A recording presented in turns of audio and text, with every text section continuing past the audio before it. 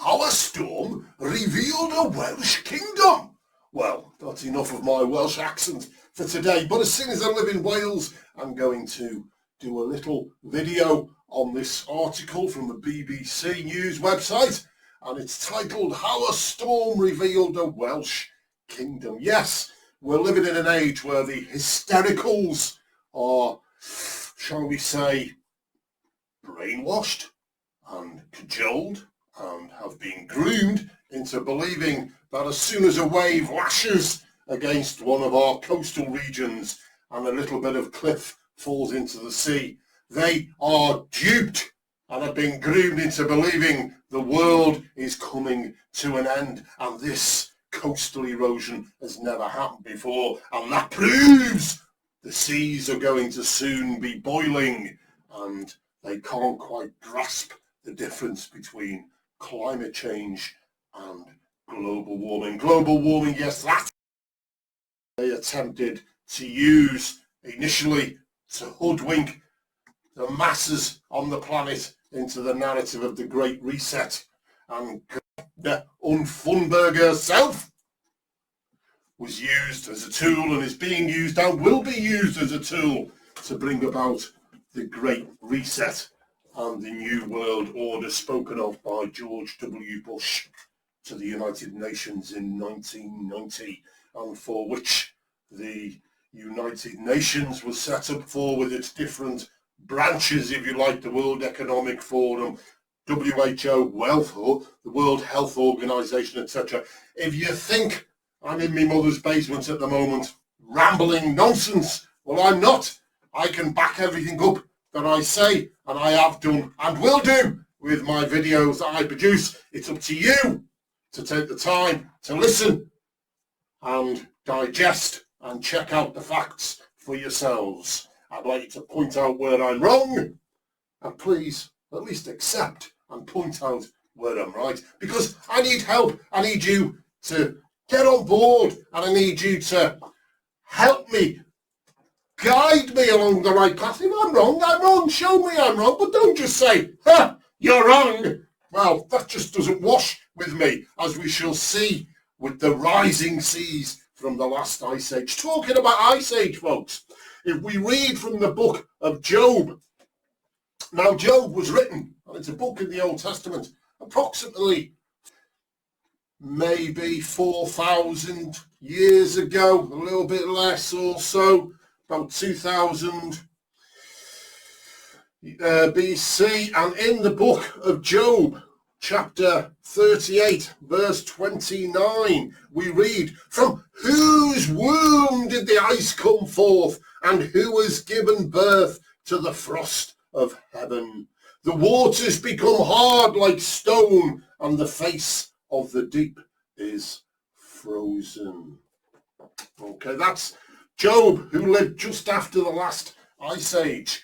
And how the ice age came into being is another video for another time. But we shall get back to this article and we shall read on. Now, what they found, according to medieval legend, an ancient foresting kingdom once flourished in Wales. Now, as the result of a recent storm, the myth has been brought back to life. So this is what they thought was a myth, and it's in Cardigan Bay. It's a wild coastline. It's on the coastal regions of Wales, in mid-Wales. And I shall post this article so you can read through. I'll put the link in.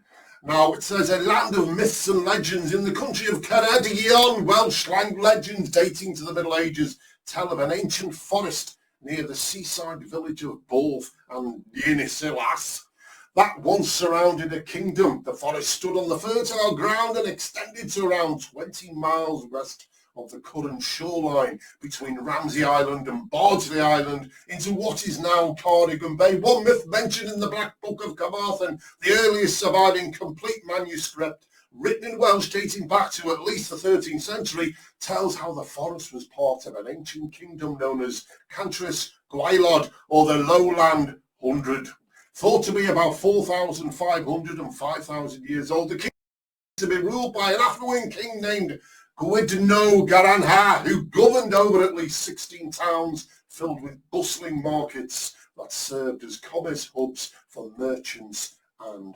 traders. Okay, it goes on about the myth itself, two princesses and a maiden. But anyway, what we need to be looking at, which is the most important part of this, to demonstrate my point here in this video, a kingdom revealed. In late April 2019, Storm Hannah battered, notice 2019 folks, battered Britain with gusts that reached more than 80 miles per hour, causing power cuts and travel disruption across Wales as the storm lashed the shores of Borth and Syllas. In the region these myths were perpetrated from and named as myths. Okay, so they just called them myths. Doesn't mean they were a myth.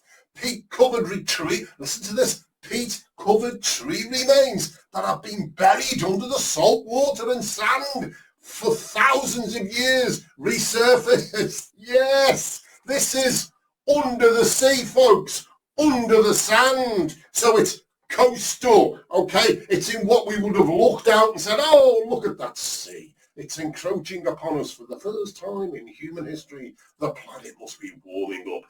Anyway, some linked these ancient stumps to the forest of mythical Cantre's Gwylod. Petrified stumps like these have been surfacing here and there in the area for a number of years, particularly 2010 and 2014 when previous storms stripped away pebbles and sand from coastline. However, Hannah caused a much larger stretch of the forest to be revealed, and each day since, during low tide, the sea reveals hundreds of eerie-looking stumps that appear like jagged jaws along the 2-mile-long black sand beach. And I'm just going to go up to this. Now look here.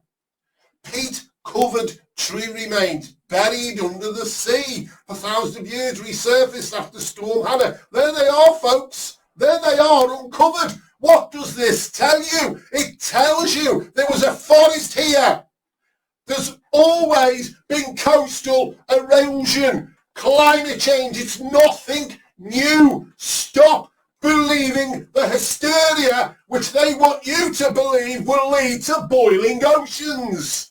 It can't be proven. It's climate change. It's nothing new. The coasts have always been eroded. The sea has always tried to erode the land, and it will succeed. If it's left to millions and millions of more years, then the sea will flatten most land masses. Okay? This is happening.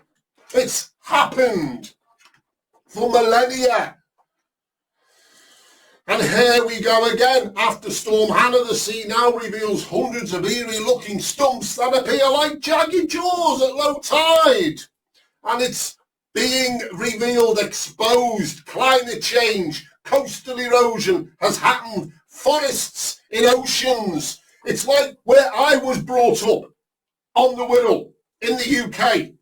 They discovered that out on the Moreton Bay, sometimes dependent on the tide, there will be evidence of forests that were once there that the oceans reclaimed or claimed, causing coastal erosion, etc. That's why they put the coastal fortifications in to stop the sea doing that. It has been happening for millennia, burying forests, burying old inhabited villages and lands. And they find these settlements also under the sea. Scientists have found that the submerged forests contains pine, alder, oak and birch tree stumps, which have all been preserved due to the lack of oxygen and high alkaline levels found in the bog. The living trees became gradually waterlogged with past growth when the area was inundated, wait for this folks, by rising sea levels some 4,000 to 5,000 years ago. As the water level rose and a thick blanket of peat formed from natural sedimentation, the trees stopped growing and eventually died. Old animal bones and a pair of deer antlers have been discovered here too, suggesting that this stretch of land once flourished when the sea level was lower and before the area had completely succumbed to the ocean. Whether or not the forest is actually the one mentioned in the myth of Gantry's Dwelliard, archaeologists believe there was life here dating back to at least the Bronze Age, in part because of the discovery of a timber walkway. Yes, folks, a timber walkway made of copiced branches and upright posts, designed to cope with rising water levels that's thought to be between 3,100 and 4,000 years old. Yes, evidence of human habitation, which was covered over by rising sea levels, will still experience the receding Ice Age. The Ice Age, which happened approximately 4,500 years ago, the last Ice Age. And that Ice Age, as it melts, will make the oceans deeper. And it's been happening for millennia. The Industrial Age wasn't here then, was it? No, but the ice was still melting, wasn't it? Yes, the sea was still claiming land masses where people inhabited and forests grew. No Industrial Age then. It's called climate change. Climate change.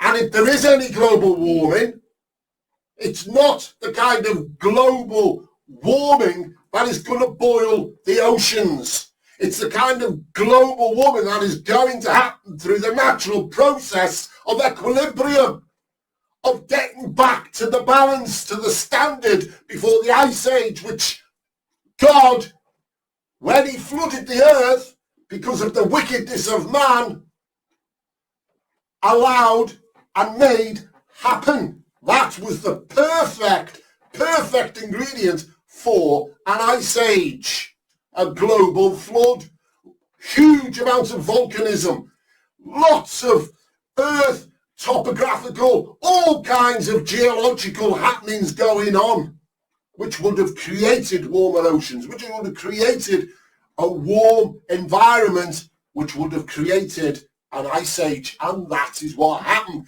We are going back to equilibrium after the last Ice Age. Climate change, folks, it's nothing new. Various other archaeological discoveries have been made here, including fossilized human and animal footprints preserved in the hardened top layer of peat, along with scatterings of burned stones thought to be from ancient hearths. Due to this evidence of human settlement, the area is often referred to as the Atlantis of Wales in the media.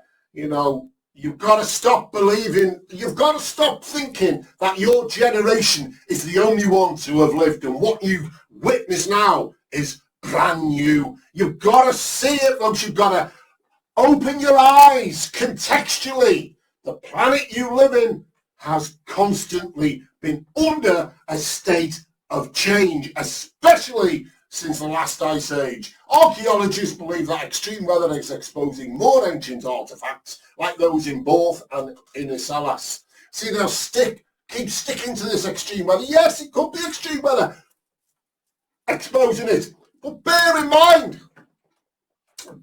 mind, this forest, these settlements under the ocean, which have been submerged by the sea and the sand, it's been there since before it was submerged under the sea and the sand. There have been millions and thousands and hundreds of different weather cycles from when they weren't under the sea, under the sand, whilst they've been under the sea, under the sand, and they've probably been exposed multiple times in the past.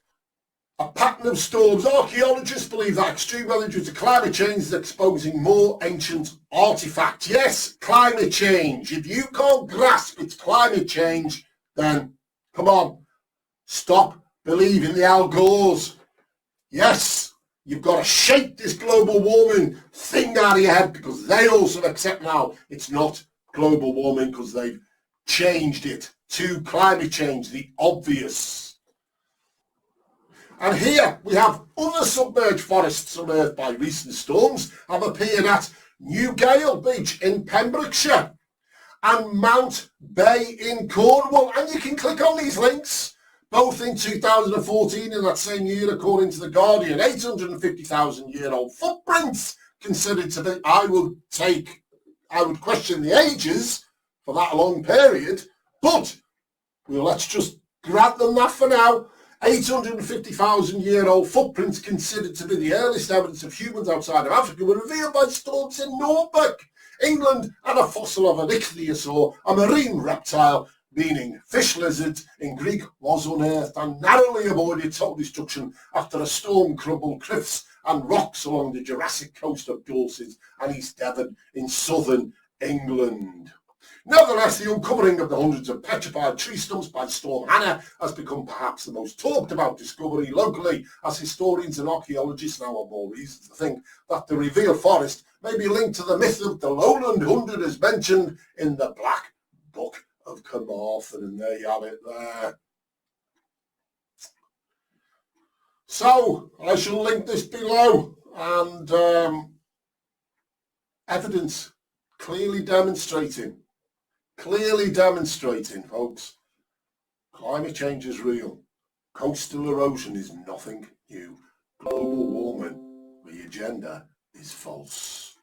It's always been happening. Build back better, according to whose standard?